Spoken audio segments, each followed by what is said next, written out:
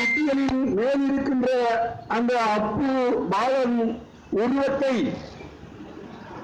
அதன் அடியில் இருக்கின்ற நீண்ட துப்பாக்கியை 38 ஆண்டுகளுக்கு பிறகு கூட மறக்காமல் அஞ்சலி செலுத்திக் கொண்டிருக்கிறார்கள்.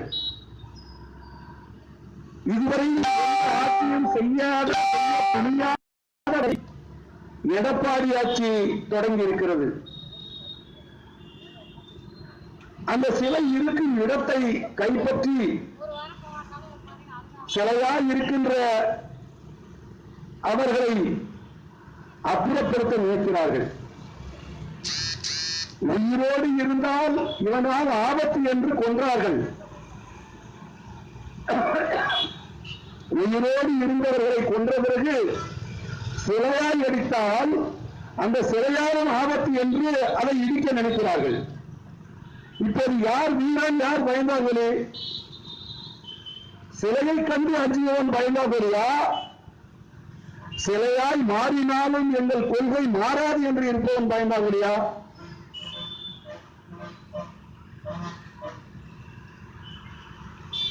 ஆக இந்த பாரத் நினைவு தினத்தை நடத்தக்கூடாது என்பதற்காக இந்த அரசு மிகப்பெரிய சதி வேலையை செய்து கொண்டிருப்பதாக கருதுகிறோம். ஏனென்றால் முந்தைய தினம் 4 தோழர்கள் சுவரட்டி வெட்டியதற்காக கைது செய்திருக்கிறது இந்த அரசு.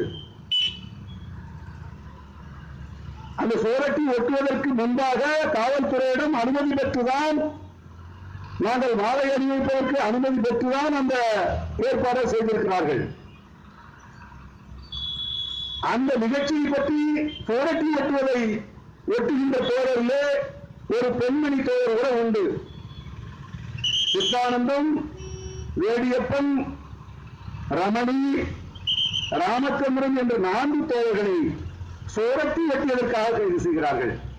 ஏன் சுவரட்டி வெட்டுவதற்கு கைது செய்கிறோம் என்று கேட்டால், சுவரட்டி வெட்டுவதற்கு அனுமதி பெறவில்லை என்கிறார்கள்.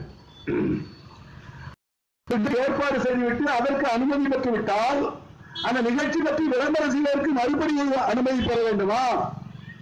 எந்த நாட்டிலே இப்படி ஒரு சட்டம், எப்போது இந்த ஒரு சட்டம் வந்தது, யார் அறிவித்தார்கள், யாரிடம் அனுமதி பெறுவது? சுவரட்டி வெட்டுவதற்காக அனுமதி பெறக்கூடிய அத்தாரிட்டி யாருக்கு கொடுக்கப்பட்டிருக்கிறது? எந்த சட்டத்திலும் கிடையாது.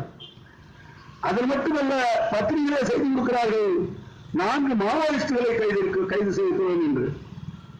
அவர்கள் மாவோயிஸ்டுகள் அல்ல, இந்திய கம்யூனிஸ்ட் கட்சி, மார்க்சிஸ்ட் லெனினிஸ்ட் சேர்ந்தவர்கள், இன்னும் அந்த அமைப்பினுடைய வெவ்வேறு பிரிவை சேர்ந்தவர்கள். ஆனால் அவர்களை மாவோயிஸ்ட் என்று சொல்லிவிட்டால் அவர்களை கைது செய்யலாம், கொல்லலாம், சுடலாம், எது வேண்டாலும் செய்யலாம் என்று இந்த அரசு நினைத்துக் கொண்டு மாவோயிஸ்டுகளை கைது செய்திருக்கிறோம் என்று போடுகிறார்கள். இங்கே சாராய கடையை பள்ளிக்கூடத்துக்கு போற வழியிலே இருந்தது என்று சொல்லி ஒரு நோட்டீஸ் போட்டதற்காக இங்கே ஏகாதிபத்திய எதிர்ப்பு இயக்கத்தை சேர்ந்த செந்தில் என்ற ஒரு இளைஞரை கைது செய்து அடைத்தார்கள் இவர்கள் இங்கே கொள்ளிடம் காவல்துறையினர். சாராயம் குடிக்க வேண்டிய இளைஞனை சாராயம் குடிக்காத என்று தடுத்ததற்காக அதே இளைஞரை கைது செய்கிறது காவல்துறை. ஆக இந்த அரசு, இந்த ஆட்சி எப்படி போய்கொண்டிருப்பதற்கு உதாரணங்கள் இது. எதை நோக்கி போய்கொண்டிருக்கிறது? ஏதோ 10 பேர் உட்கார்ந்து கொண்டு ஒரு கூட்டத்தை நடத்திக் கொண்டிருக்கிறார்கள் என்று பார்க்க வேண்டாம். அரை நூற்றாண்டு வரலாறு இது. 50 ஆண்டு கால போராட்டம் இது. போராட்டம் எல்லாம் இந்த மக்களுக்காகத்தான், இந்த உழைக்கும் விவசாயிகளுக்காகத்தான். எந்த லட்சியத்திற்காக இவர்கள் சிலையாக மாறி போனார்களோ அந்த லட்சியம் ஈடேறவில்லை. அதை ஈடேற செய்யக்கூடாது என்பதற்காக சிலையாகிவிட்டவர்களை கூட அச்சுறுத்துகிறது அரசு. அப்படி என்றால் எதற்கு பயப்படுகிறார்கள்? ஏன் பயப்படுகிறார்கள்? லட்சியத்தை கண்டு பயப்படுகிறார்கள், கொள்கையை கண்டு பயப்படுகிறார்கள். வெடிகுண்டை கண்டு பயப்படவில்லை, துப்பாக்கியை கண்டு பயப்படவில்லை, அறிவால் சுத்திகளை கண்டு பயப்படவில்லை. அவர்கள் சொன்ன கொள்கையை கண்டு அஞ்சுகிறார்கள். ஏன் என்று சொன்னால், சுமார் 67ஆம் ஆண்டு கிட்டத்தட்ட 50 ஆண்டுகளுக்கு முன்பாக நக்சல்வாதிகள் எதை லட்சியமாக அறிவித்தார்களோ அந்த லட்சியம்தான் இந்த நாடு சீர்கொண்டு இந்த நிலைமை மாறாமல் போய் இன்றைக்கு மேலும் மேலும் இந்த அரசும் இந்த ஆட்சியின் நெருக்கடிக்கு தள்ளப்படுவதை அந்த லட்சியங்களை நாம் செயல்படுத்தி இருந்தால் தவிர்த்திருக்க முடியும்.